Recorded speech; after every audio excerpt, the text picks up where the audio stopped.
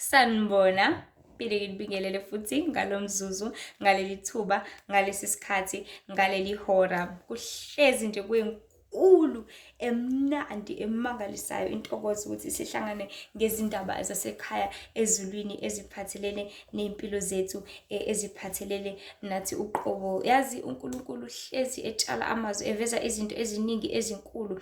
Okuningi ithola ukuthi kuqondane nami, but ngenxa yokuthi nginothando nentshisekelo nogqozi lokuthi abantu izinto bazazi baziqonde, ngiyathanda ukuthi ngikudlulise konke abantu kusale kubona, kusale ekuthenini bazile umuntu wayekela yena uma kuthi uthandile ukuyeka, kusale ekuthenini wazile umuntu oqhubeka nathanda ukwenza, but ekugcineni kosuku bekade usizo luzamile ukuthi lufinyelele kuye. So ngomhla ka-20 July I had a dream ephushweni, ngibona ngihamba endaweni engazuthi isestobhini, esitobhini. And there's this big house, kunomuzi nje omkhulu, ngazuthi kusemzini, ngathi ngumakoti khona, but baningi abantu lana, khona ugogo omkhulu, o-anti, omalume, it's a very huge family. They've got money, banomuzi omgaka nje, yonke into yabe ihamba kahle. And ngathi kufika, so yazi-ke sonke ukuthi umakoti ugqoka ahlonipheke, angithi uma esemzini egqoke nje azotse, futhi gqoke ngendlela ezobonakala ukuthi umakoti-ke lo ukuthi la ekhaya kanjalo kanjalo. So now ngikulo muzi, and then I saw myself ngiphumela ngaphandle, ngazuthi kunosisi ofikayo. Mefika this lady, ngizomamkela, ngizomwelkhama, ngizomngenisa ngaphakathi, anything nje ngenziwa umakoti elindelekile nanoma yini enesidingo ukuze kube usizo ekhaya ngaleso sikhathi. And uzobona one of the brothers wakhona lapha ekhaya, isoka lakhe nanani. So ngihambe nje very polite, umuntu engimaziyo, and ngajabula ukuthi umuntu engimaziyo kanti. And that is how the dream was portrayed, ukuthi uzobona isoka lakhe, not understanding ukuthi kahle kahle what was the deep and concept message about it, but the dream was portrayed as lo sisi efika ezobona isoka lakhe noma ligcine lingavelanga lona at the end of the day, but that's how the Lord wanted to show this message kithina. So sorry, ngiphumele ngaphandle, and in the dream meqhamuka ugqoke nje i-uniform esikole, and qhamuke ngithi, hawu kanti wena Sibonibani, mhake nani, naye ajabule. And then masingena ngaphakathi ngisathi ngiyatatazela-ke Nkosi yami, umuntu ofikayo ngitatazelela indaba yokudla, ngitatazelela indaba ukuthi ngatholani nje ukuya ethunjini nani. And at that time, because umuntu wakhe bekade engekho, bengakwazi ukufika ezomfica, so wayesehlala ebesixoxa, ebephuza, edla, ethola whatever ayethanda ukuthi ayithole ngaleso sikhathi. So ngaleso sikhathi ngathi lapha ekhaya bayahamba, bangena emotweni, they are going somewhere. So uma behamba khona la beya khona, which is I don't know, and it's nothing that is important ngaleso sikhathi. And bangene ezimotweni, bahamba nje baningi, bagcwele nje emotweni, abantu mabezogcwala kwimoto eyi-avansa kanje, or imoto eyi-van, kuhlala abanye.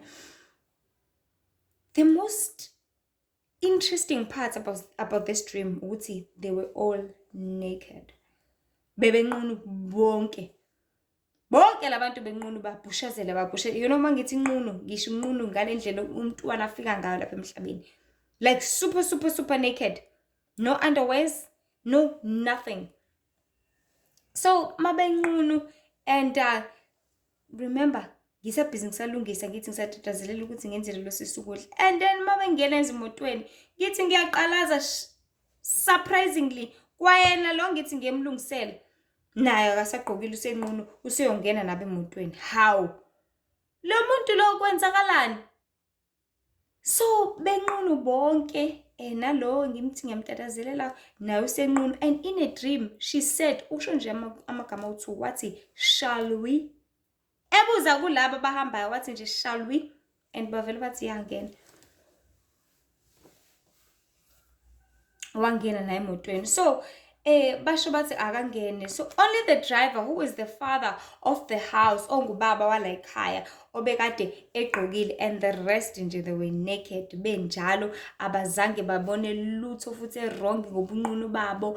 But bona, it was like it is the normal life vele abayaziyo abayijwayele. And yazi uNkulunkulu eyitshala njengamanje enhlizweni yami ukuthi kahle kahle bona ababoni ukuthi banqunu, kahle bona abaziboni ukuthi banqunu kangakanani, abaziboni ukuthi banengeka kangakanani, abaziboni ukuthi kahle kahle lobuze abayibona buyinto engekho right kangakanani noma buyinto eyihlazo kangakanani. But only I can see ukuthi ayibo labantu labo banqunu abagqokele lutho futhi bayahamba, because awukwazi ukuthi ungavele okay, let me just put it like this.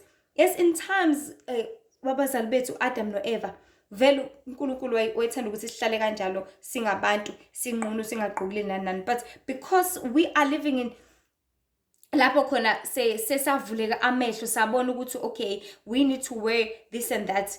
It is a way of respecting, it is a way of impilo njengamanje, because you are whatever you wear. Unesi impilo yakhe represent ukugqoka kwakhe, ngithi iphoyisa impilo yakhe represent ukugqoka kwayo, kanjalo umbona umuntu ngendlela agqoke ngayo ukuthi okay uphila lempilo, okay wenza kanje, nogqoke kamfishane, ogqoka izinto ezincane, uyabona ukuthi okay njengoba emile lapha epoint, okay udayisa ngaleyo mpahla because ugqoke indlela agqoke ngayo iyatshengisa ukuthi okay on sale, my body is on sale. But angikho lapho, ngisekuthenini the Lord was saying ukuthi bona abakuboni kuyihlazo, because ukube bekuyihlazo ngabe ubunqunu babugcina ema-bathroom, ngabe babugcina emakamereni, but baze baphumela ngaphandle, out in the lights, out into everyone, benqunu benjalo, bazongena emotweni, bazobhushazela, babhushazelele khona, bangene bahambe. And I know for a fact ukuthi abazogcina la emotweni kuphela, they will get to a certain environment or location labe khona bezophuma futhi emotweni baqhubeke behambe izindlela zabo, whether baye town, whether bavakashela abangani, whether baya kuphi ema-malls or anywhere la bengaya khona. Bona they do not see any problem ngokubuze babo nangobunqunu babo njengamanje, but bahamba nakho kunjalo, out in the lights, out to everyone for them to see, because bona ababoni ukuthi lento iyihlazo kangakanani, lento iyinkinga kangakanani, lento ingabalimaza kangakanani, futhi lento ibukeka imbi kangakanani, especially not just to me in that dream but to the Lord. Abantu abaziboni lapha emhlabeni impilo abaziphilayo ukuthi ziyihlazo kangakanani uNkulunkulu, abaziboni izimpilo abayiphilayo ukuthi ziyihlazo kangakanani emazulwini kwizingelosi, abaziboni ngezona abazenzayo all the time ngokuphila kwabo ukuthi kuveza ubuze kakhulu kangakanani kubona, abaziboni, because bona they just think it's normal. It's normal ukuphuza utshwala, it's normal ukubhema, it's normal ukufeba, it's normal ukuhleba, it's normal ukuthakatha, it's normal ukugwala, it's normal ukuxokozela, it's normal uxabana, it's normal ungabi nakuthula, it's normal ungayi enkonzweni. They all see abantu lezinto as such a normality, ngendlela ukuthi ababoni ukuthi lezinto lezi zibenza babukeke beyize kangakanani kubaba uNkulunkulu, zibenza babukeke bebutha kangakanani kubaba odalile izulu nomhlaba, because the Lord can see beyond, he can see within, he can see yonke into eyenzakalayo. And uNkulunkulu njengomuntu noma njengenkosi eyanyanya isono, everyone who is naked noma everyone othwele watshatha isono ufana nomhunu ngaphambi kobuso bakhe. Imagine if uzohamba uye emzini womuntu, usuke ekhaya kini, uthi uyafika uyanqonqoza eminyango, qhamuke ubaba wakhona oneminyaka o60 eqhamuka ebhushazela engagqoki ngisho i-underwear, uzokwenza njani? Uzothi hawe ma, Nkosi yami ngiyaxolisa baba, ushawa amahloni nanani, because kuyinto elihlazo engabukeki ukuthi uvele ubuke umuntu ongqunu ebhushazela isinomi kanjani. Now this is what the sin is doing to people. Sibenza babhushazele ngaphambi kwamehlo kaNkulunkulu, but ekubhushazeleni kwabo ngaphambi kwamehlo kaNkulunkulu, people still do not see anything wrong with it, because abantu, they do not want to know ukuthi isono silimaza kangakanani, isono siyini, isono uNkulunkulu sinyanya kangakanani, and namhlanje uNkulunkulu sasinyanya isono, but abantu babhizi babhukuda kusona and sekuyinjwayelo. That is our topic for today, ukuthi ukubhukuda esonweni sekuyinjwayelo, and the more kuyinjwayelo abantu bakwenza isinoma kanjani, bakwenza nanoma nini, bakwenza full force, bakwenza ngokukhululeka, bakwenza ngenjabulo, bakwenza ngakho konke abanako, because they are so used to doing all these things, and kubenza banengeke ngaphambi kaNkulunkulu. I want to promise you that. Now, surprisingly ukuthi even this lady, Mega Figala, she's like, shall we singa? Okusho ukuthi into vele abayilindele, into vele abayaziyo, into vele ezokwenzeka.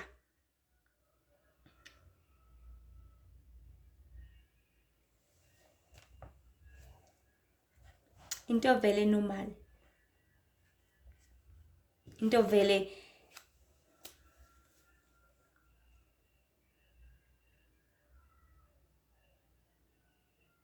kulindelekile ukuthi makumcimbi kuthenga utshwala badakwa abantu balale lapha. Kulindelekile ukuthi makumshado uthenga utshwala badakwe balale lapha abantu. Kulindelekile ukuthi makuyi-weekend kwenza ukuthi, kulindelekile vele ukuthi ubheme, kulindelekile zonke lezi zinto. So shall we go? It's just like in movies, if umuntu ezolanda mhlawumbe intombi yakhe, obviously baxoxile naye ukuthi okay, ngiyakhipha ngiyise endaweni ukuthi mase sefikile sepakile imoto lapha uzothini again? Shall we?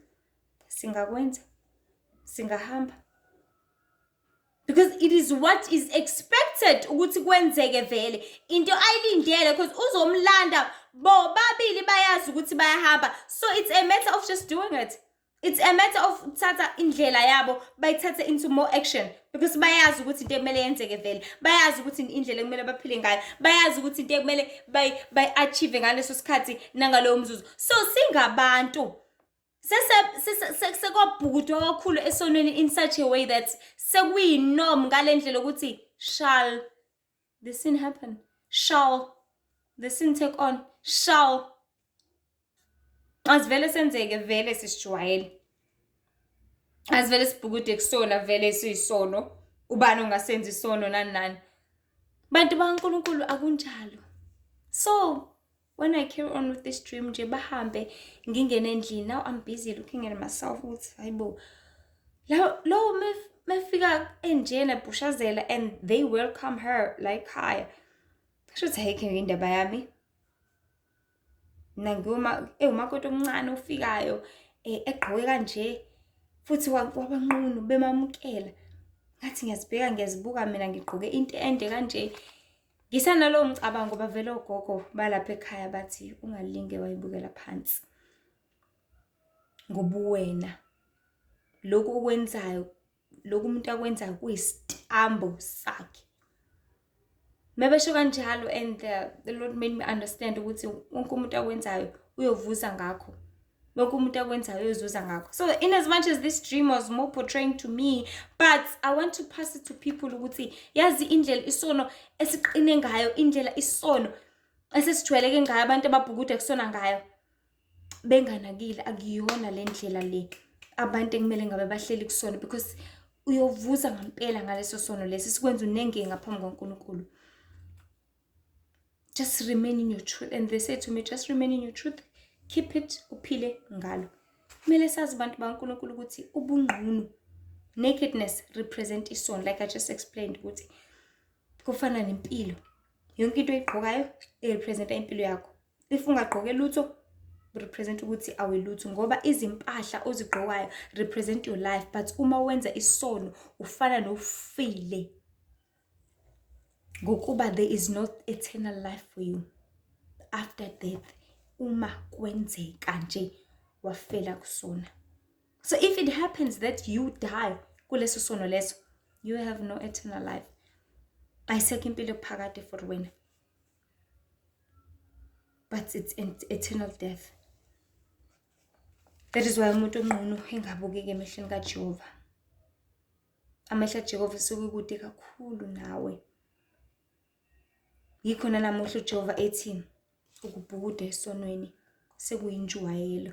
And it's the kind of life people choose no matter what. Abasenandaba njengamanje. Aze athi nje shall we? Because into abayijwayele, because into eyenzekalayo nento elindelekile vele. Izono abantu baningazazi. Read incwadi yabaseGalatia chapter 5. Izithelo zonke zenyama, ubufebe, ukungcola, konke lokubuthakathi, izono zonke lezo zinto. Izono Exodus 20. If makukhona ongagcini wenza isono. Nayethi uNkulunkulu ungebi wena weba wenza isono. So let us be careful. Kodwa ngoba uKristu usasithandile, usasibekezelela, usasibekela. Asibekele nokuJehova singabhukudi esonweni. Ngoba siyofa ukufa nokufa. Don't kill yourself uphila uhamba. Because you are killing yourself by choosing ukwenza into engathandeki uNkulunkulu. You are killing yourself ngokuhamba kwakho, uzibulala wena. Ngokuzijwayeza into ongafanele ngabe uyajwayela. Ngokuzijwayeza into engamele ngabe ihlezi ila ekhanda lakho. But asibeleni kuJehova. Sibambisise kaNkulunkulu. Sidede kunini, sidede kokubi. Kubuthi usasithethelela. Usanethuba lokuguqa uvume izono zakho. Okungumusa uJesu Kristu asilethela emhlabeni. Let us usefully use it. Usanethuba lokuzikhulekela, ukuzinxusela. Let us usefully use all those chances, all those times. Asidede kona konke okubi. Kuze ngasidengoli. Singabi nenkinga futhi kusasa. So nje lo umyalezo nje omncane ebengithanda ukuthi sibe nawo ukuthi ubhukude esonweni sekuyinjwayelo, but njengoba lilihle ithemba impilo yakho saphile, you can still turn, you can still go back, you can still do whatever edingakalayo ukuze uzisize wena uzibuyisele kuJehova, because isono siyohlezi sekubulala. Because nje ibe nani inibusise kakhulu, inisize ezintweni zonke niqine. Hlaze nazi ukuthi uNkulunkulu uyasizonda isono, uNkulunkulu uyakuthanda ubungcwele.